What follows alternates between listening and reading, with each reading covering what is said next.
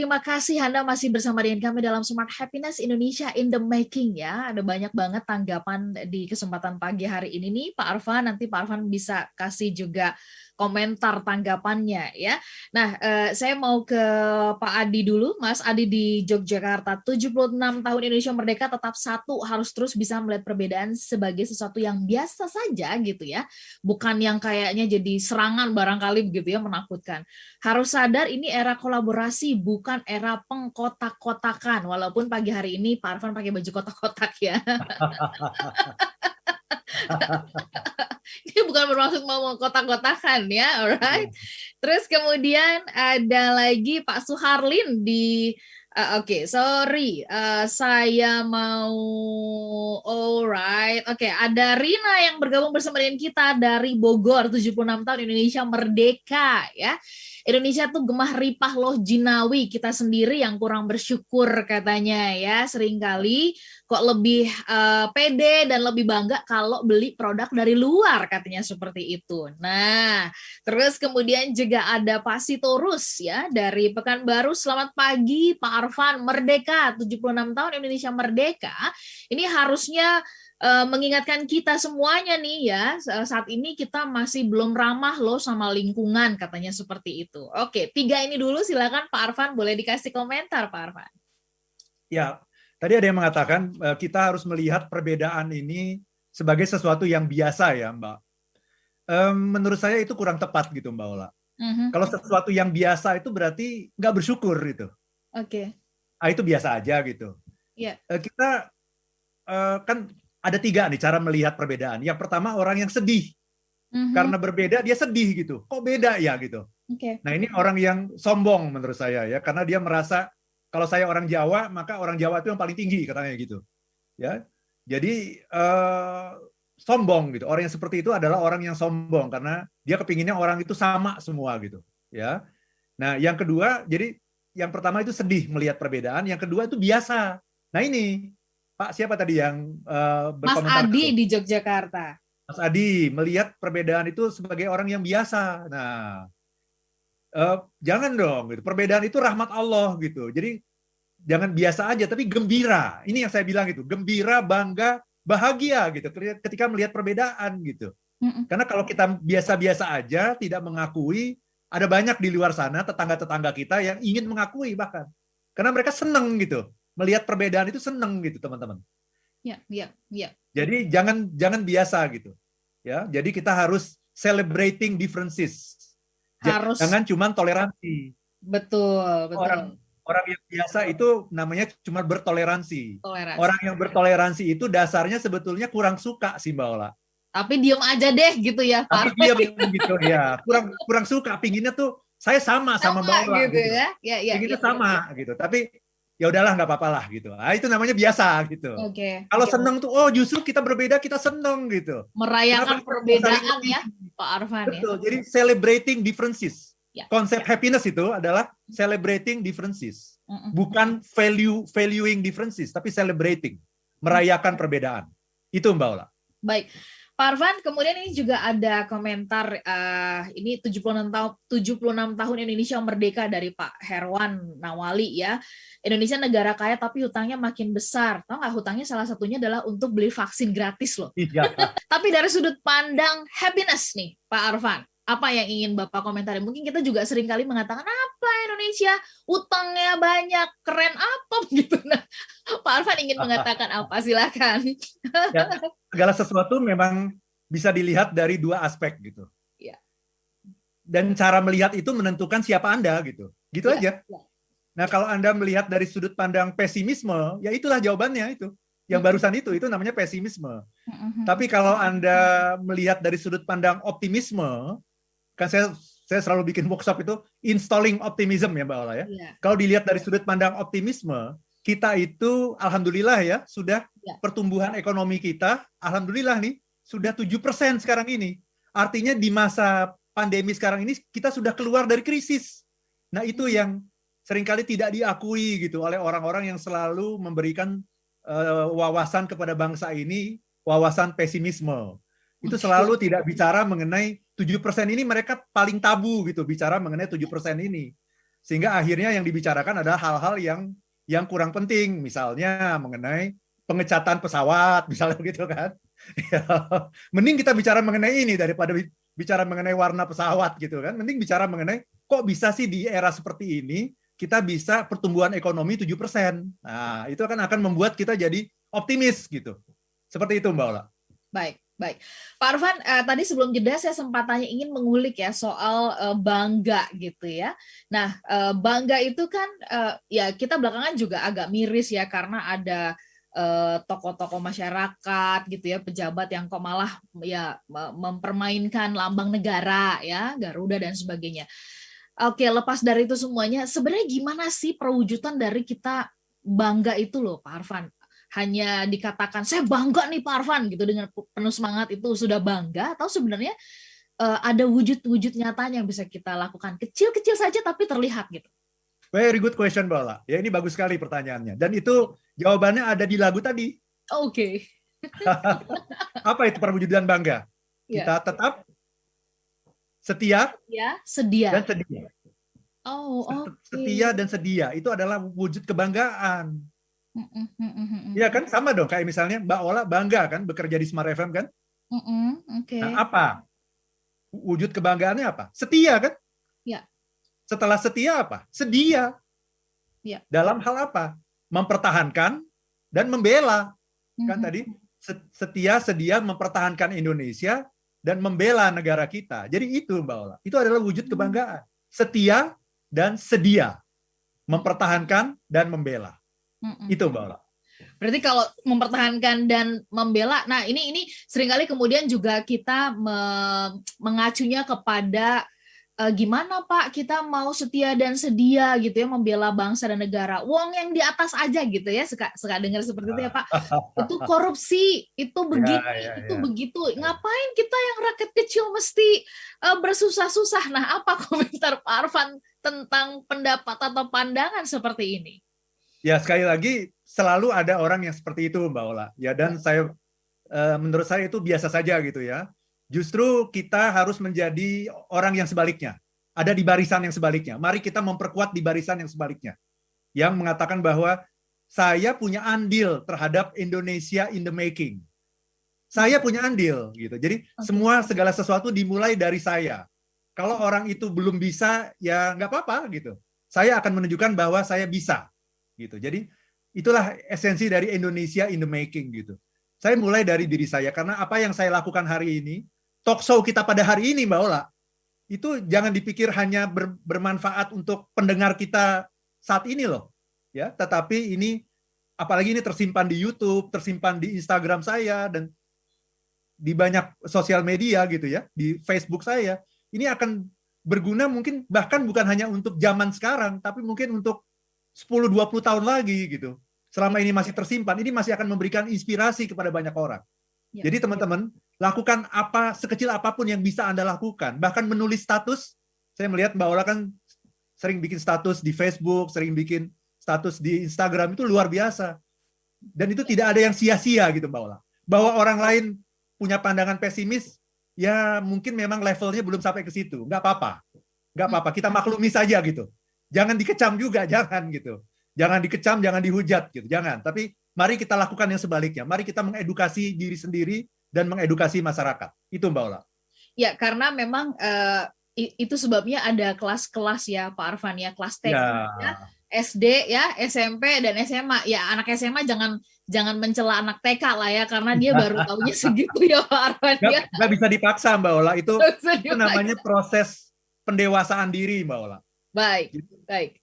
Maturity proses gitu, itu tidak bisa dipaksa, tapi perlu diedukasi saja gitu, supaya naik levelnya lebih cepat gitu. Baik. Itu saja Mbak Ola. Pak Arfan, tadi Pak Arfan bicara soal proses ya, karena Indonesia masih dalam proses, in the making. Seringkali kita tergoda bahwa proses ini pengen cepet banget gitu ya, kalau bisa instan lah ya, mungkin seperti melihat bangsa dan negara dan sebagainya. Nah, apa saran Bapak, sudut pandangnya gitu ya, supaya kemudian kita menghargai proses itu benar-benar mengacu kepada lokal kita ya. walaupun kita lihat ada perkembangan teknologi di luar sana. Nanti kita sambung ya Pak di sesi berikutnya ya, semua listener dan juga sahabat yang bergabung tetaplah dalam Smart Happiness untuk satu sesi yang terakhir. Juga sahabat yang bergabung, terima kasih untuk Anda bersama-sama dengan kami dalam Smart Happiness ya di kesempatan pagi hari ini. Masih ada kesempatan untuk Anda yang ingin ikut menjawab 76 tahun Indonesia Merdeka. Impian Anda tuh apa sih? Harapannya apa? Dan apa kira-kira langkah-langkah kecil yang bisa Anda lakukan? Nah, tadi saya sempat tanya kepada Pak Arfan, perwujudan bangga itu harusnya kayak apa sih? Ternyata itu udah berulang-ulang kita nyanyiin berpuluh-puluh tahun, cuman kita nggak ngeh ya. Bener ya Pak Arfan ya? Betul sekali Mbak Ola. Tetap setia dan sedia mempertahankan dan juga membela Indonesia. Jadi unsur ini kalau digali tuh banyak banget sih gitu ya, bagaimana mempertahankan dan juga membela negara Indonesia. Nah, ada Pak Dodi Mulyanto di Depok, 76 tahun Indonesia Merdeka, ikut berkontribusi menginspirasi generasi muda untuk tertarik berkontribusi di industri yang Indonesia menjadi juara dunia kelapa sawit. Wah, keren ini Pak Dodi ya. Jadi menginspirasi anak-anak muda supaya berkontribusi ya untuk kemajuan kelapa sawit Indonesia. Setuju Pak, sukses ya Pak. Kemudian ada Pak Karmoses, Indonesia adalah kita, maka kitalah yang harus memperjuangkan prokes, nah ya, agar menjadi budaya yang bisa dilaksanakan oleh segenap bangsa sehingga bisa benar-benar merdeka dari bahaya ancaman pandemik dan menjadi negara yang bisa sebagai panutan di dunia ya.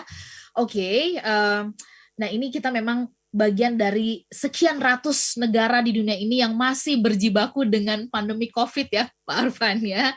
Betul ya. Baik, terus kemudian ini kalau ada di Smart FM Medan, saya mau sampaikan juga nih, Medan, Palembang, dan juga Surabaya, kalau misalkan Anda kan suka komplain nih ya, kenapa pada saat jeda kok itu otomatis? Nah, kami sampaikan ini dia, Smart FM sedang dalam kondisi yang tidak, artinya kami struggle berusaha untuk Smart FM di berbagai tempat ini bisa tetap hidup. Tetapi kami harus akui bahwa kondisi ini juga sama seperti yang dialami oleh banyak perusahaan. Ada pengurangan-pengurangan. Jadi kalau di Medan, ya di Palembang dan kemudian juga di Surabaya, mereka automation, ya automation relay dari Jakarta. Jadi pasti karena kita sudah bikin pakem, ya jeda di menit 15, 30 dan 45. Jadi itu secara otomatis mereka seperti itu ya, Bapak. So kalau misalkan ada ketinggalan, nggak apa-apa. Dengarkan lagi aja rekamannya di YouTube, nggak apa-apa kan, cuman terlewat ya 1 menit lah, beda-beda tipis begitu ya. Jadi mohon doanya supaya kami bisa terus berjuang supaya Smart FM bisa ada di usia 26, 27, 28, 29 dan seterusnya ya. Begitu ya Bapak yang ada di Medan, di Surabaya ya, yang barusan kayaknya kok kurang puas begitu ya karena kehilangan 1 menit suaranya Pak Arfan ini. Pak Arfan, bicara soal proses ya, kadang-kadang kita kepengennya prosesnya cepat loh, instan loh Pak. Nah, apa saran Bapak supaya kemudian kita paripurna di dalam proses ini? Kayak ini loh Pak, kepompong itu loh, jadi kupu-kupu, jadi benar-benar sempurna. Gitu. Silakan Pak. By the way Mbak Ola, kita nanti masih ada 2 poin lagi ya Mbak Ola ya. Oh ya, oke. Masih ada 2 poin. Berarti kita harus mengejar ini. Iya, kayaknya. Jadi instan itu adalah ciri orang yang tidak menghargai rahmat Tuhan gitu. Ya, Tuhan itu selalu menciptakan segala sesuatu itu berproses gitu. Dan berproses itu sudah dibekali Tuhan juga dengan keindahan-keindahannya Mbak Ola. Kayak seorang anak itu kan tidak tahu-tahu dijadikan lahir terus sudah jadi manusia sempurna kan. Justru kan dia mulai dari anak kecil dulu, mulai dari bayi, merangkak, bisa berjalan, bisa berlari. Dan itu kan sesungguhnya setiap proses itu sudah diberikan oleh Tuhan keindahan-keindahan tersendiri, Mbak Ola. Jadi kita harus menghargai prosesnya gitu. Semua proses itu ada maknanya itu, setiap proses itu, Mbak Ola. Jangan mau hasilnya saja gitu. Ya, karena hasil yang paling indah itu adalah prosesnya. Makan juga paling indah kan makannya itu kan, bukan kenyangnya kan. Tapi makannya, menikmati makanan, mengunyah makanan, menelan makanan itu kan indah sekali ya. Nah, happiness itu adalah di prosesnya, bukan di hasil. Kalau hasil itu namanya sukses, Mbak. Sukses itu hasil. Kalau happiness itu di prosesnya gitu. Itu Mbak Ola. Oke, poin yang menarik sekali. Kita coba kebut ya, poin yang kedua dan ketiga. Kalau poin pertama tadi bangga, sebagai bangsa Indonesia harus bangga dengan keberagaman. Nah, yang kedua dan ketiga, silakan Pak Arfan. Yang kedua adalah cinta dan persatuan. Nah ini. Jadi kan kita melihat ya, sekarang ini karena era kebebasan berekspresi, akhirnya orang jadi kebablasan gitu. Ya, dan menurut saya ini wajar-wajar saja sih gitu ya. Walaupun kadang-kadang juga saya juga kesel juga kadang-kadang gitu ya, tapi saya melihat ya inilah bangsa yang sedang mendewasakan dirinya gitu. Nah, ekspresi itu seringkali juga banyak sekali ekspresi yang pesimisme gitu ya, ekspresi yang kebencian misalnya begitu ya. Saya kira itu sesuatu yang perlu kita sikapi dengan lebih arif saja gitu. Nah, kalau kita melihat ekspresi-ekspresi kebencian itu, mari kita pilihannya dua. Kalau Anda tidak bisa memberikan komentar yang lebih baik dari itu, sebaiknya Anda diam saja gitu. Jadi no comment gitu. No comment. Tapi kalau Anda punya kedewasaan yang lebih tinggi lagi, mari kita berikan cinta. Mari kita berikan, jadi benci dibalas cinta gitu. Benci dibalas cinta. Gitu terus Mbak. Karena yang namanya benci itu kan api ya. Kalau api dikasih api lagi, kebakaran dong jadinya gitu ya. Jadi ini bahaya sekali. Nah, itu namanya cinta. Nah, cinta itu orang yang mencintai itu ujungnya akan selalu ingin bersatu gitu. Ingin bersatu ya. Jadi satu itu saya kira sudah pernah kita bahas ya di talk show ini. Satu itu adalah angka spiritual kan, karena dia mewakili sang pencipta itu. Jadi persatuan itu hanya mungkin bisa dicapai kalau kita saling mencintai gitu. Nah, itu. Jadi itu harus dikedepankan itu. Ketika kita melihat ada ekspresi kebencian, kebencian itu selalu memisahkan, selalu ingin bercerai. Itu namanya kebencian. Nah, kita kurang bersatu karena kita kurang cinta, maka tambahkan cinta. Tambahkan cinta. Ketika kita melihat ada orang yang mengekspresikan kebencian, lihatlah itu sebagai sebuah opportunity untuk mengekspresikan cinta. Itu Mbak Ola. Berat ya, ini mungkin nanti lain waktu kita bahas ya Pak Ruben. Kita bahas ya. Oke, yang ketiga. Siap, Mbak Ola.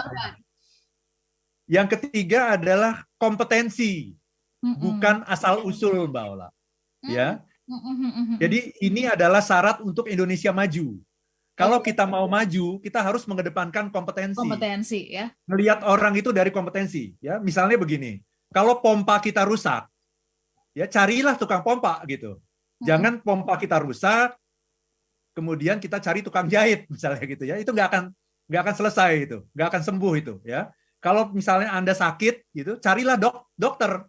Jangan yang dicari itu misalnya ahli sih, tapi ahli teknik mesin misalnya gitu ya. Itu nggak akan pernah selesai masalah Anda.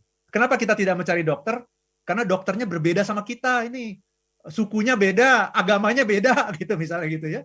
Jadi mari kita mengukur orang itu jangan dari asal-usulnya, jangan dari sukunya, jangan dari agamanya, tapi dari kompetensinya. Itulah kalau kita mau maju gitu. Bahkan Nabi Muhammad saja mengatakan, kalau sebuah urusan diserahkan bukan kepada ahlinya, tunggu kehancurannya. Nah, bayangkan gitu, seorang nabi saja tidak mengajarkan manusia itu untuk memilih sesuatu berdasarkan agamanya gitu. Itu nabi loh. Ya, tetapi berdasarkan kemampuannya, kompetensinya. Ya. Ya. Karena kemarin itu saya sebetulnya antara senang dan sedih gitu ya. Ketika di Olimpiade itu ya ada dua orang hebat kita gitu ya. Ada Gracia Poli, Apriani Rahayu itu menang kan ya badminton ya. Itu saya happy sekali. Tapi kemudian di sosmed itu yang bermunculan adalah agamanya Gracia, apa gitu ya? Iya, Gracia Poli Kristen. Apriani Rahayu Islam. Ya, kemudian ditambahin lagi, oh pelatihnya katanya. Pelatihnya namanya Eng Hian itu Buddha gitu. Ini benar-benar Indonesia. Saya bilang, apa hubungannya ya? Kenapa harus dilihat seperti itu gitu? Itu nggak ada hubungannya gitu. Jadi menanyakan agama itu saya kira bukan sesuatu yang relevan gitu ya. Kecuali misalnya Mbak Ola sedang cari khotib Jumat misalnya gitu ya, atau cari guru di sekolah minggu misalnya. Nah itu Anda perlu tanya agamanya apa gitu ya? Okay. Harus ditanya, itu nggak boleh nggak ditanya itu. Seperti itu Mbak. Berarti memang kita dibutuhkan awareness di tempat atau di mana hal-hal yang tadi ditanyakan soal asal-usul itu kita berlakukan. Nanti mungkin di lain pertemuan kita bahas ini gitu ya. Saya sebenarnya pengen menggali lebih dalam, tapi oke, sudah dikasih tanda kita harus sudahi perbincangan kita. Sambil menantikan beberapa hari ke depan kita akan merayakan 76 tahun Indonesia Merdeka. Mari kita ikut memberikan sumbangsih di dalam Indonesia making Indonesia ini ya. Baik Pak Arfan, kita harus tutup perbincangan kita ya, dan kita pamit semua listener dan juga sahabat yang bergabung. Sehat-sehat untuk Anda semuanya. Minggu depan kita jumpa kembali. Saya Lada Nurlija dan saya Arfan Pradiansyah. If you wanna be happy, be happy now.